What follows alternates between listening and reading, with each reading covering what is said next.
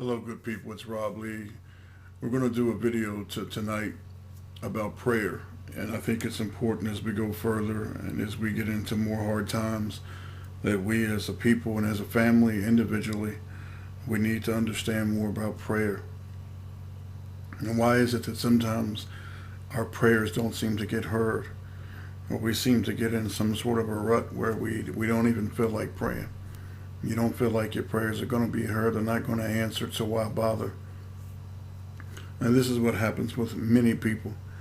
And this is incredibly important that we understand what we're actually doing when we do this. Now, I'm going to be reading something from what's called the Apocrypha. Now, this is a part of the Bible that was removed. And some people acknowledge it, some people don't. Now, anybody who wants to debate me about the Apocrypha, send me an email. I'm not going to get into it in this video because it's too important. I know all about it, how it came into the Bible. No, I'm not Catholic. I understand the arguments of why it's not there, even though I've shown people, the people who say that it says things that are not in the Bible, I've taken them to the Bible and shown them the exact same things that are said in the Bible in a different way. If you don't acknowledge it, if you do not think that it's inspired by the Almighty Father, you will certainly find that this particular chapter is inspirational, period. I know it has certainly moved me. When Jesus Christ healed people, and let's take the blind man, do you think they believed? And you say, well, it was Jesus Christ. Do you think they believed in him? Do you think they had trust in him? Did they believe he's going to heal me? He can heal me. He can give this to me. He can do this for me. You know, many people, when it comes to prayer, it's like playing the lottery. And no, I'm not telling you to play the lottery. I'm simply telling you that, you know, many people will talk about winning the lottery, but they never actually go play. And that's how it is with prayer. You know, it's people who are in the desert. They need water, but they'll never go ask for it, or they'll never go try to find it. Let's go ahead and let's read, and then we're going to get into this because this is important. I want you to understand. In the past couple of weeks, the Father had to take me aside and chastise me because I seem to have lost my way. And I need to get back on the right path of what I'm called to do. I appreciate you being here. And let's go ahead and let's read. And this is called Ecclesiasticus. And this is in the Apocrypha. And we're going to read from chapter 2. And then we're going to read some other verses, but I think you will find that this will move you and help you to understand more about prayer and your Father. Verse 1, my son, if thou come to serve the Lord, prepare thy soul for temptation. 2, set thy heart aright and constantly endure, and make not haste in time of trouble. Cleave unto him and depart not away, that thou mayest be increased at thy last end. Whatsoever is brought upon thee, take cheerfully, and be patient when thou art changed to a low estate. For gold is tried in the fire, and acceptable men in the furnace of adversity. Believe in him, and he will help thee.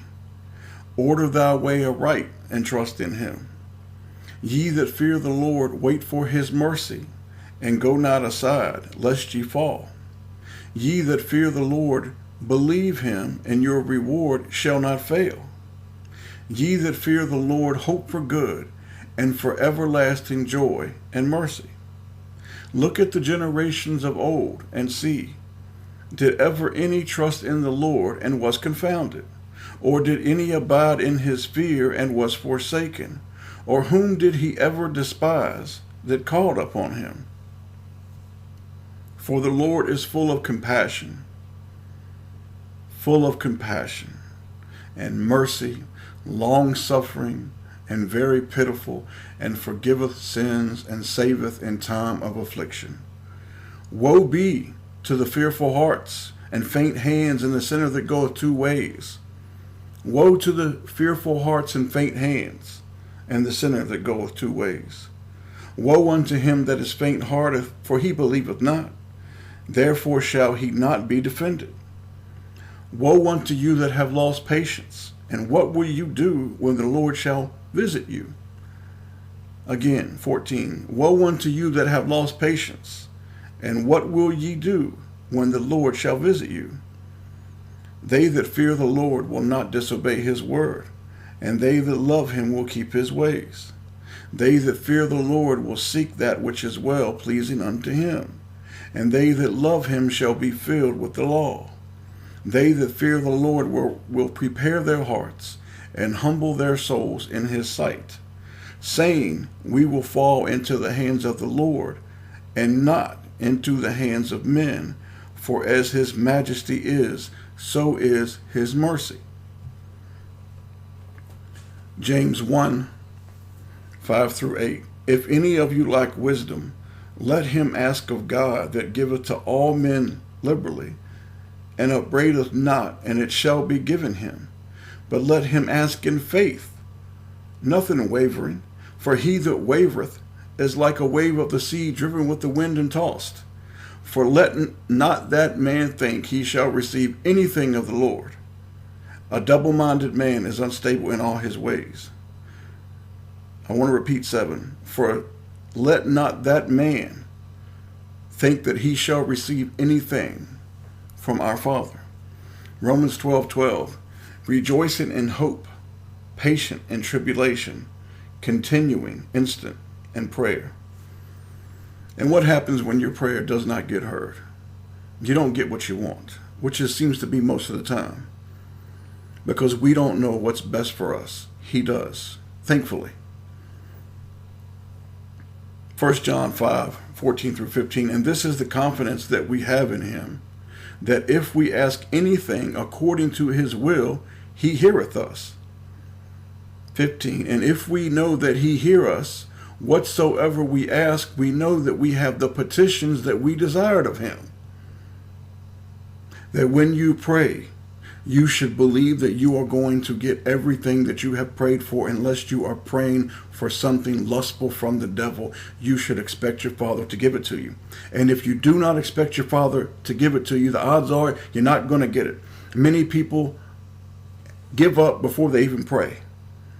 Think how offensive this is to your Father, because it says, I doubt you. I don't trust you. I have no real faith in you.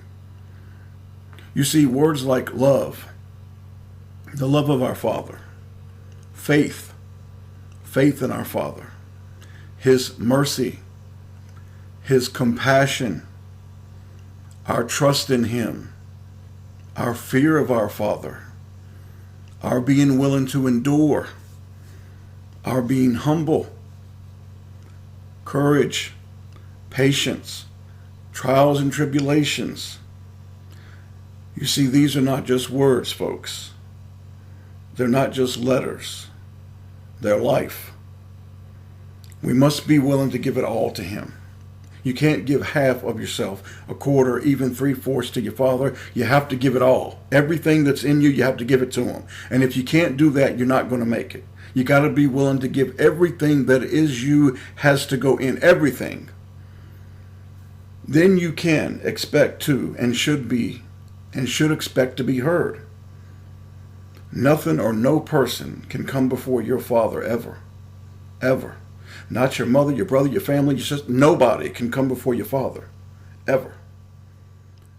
In the name of Jesus Christ.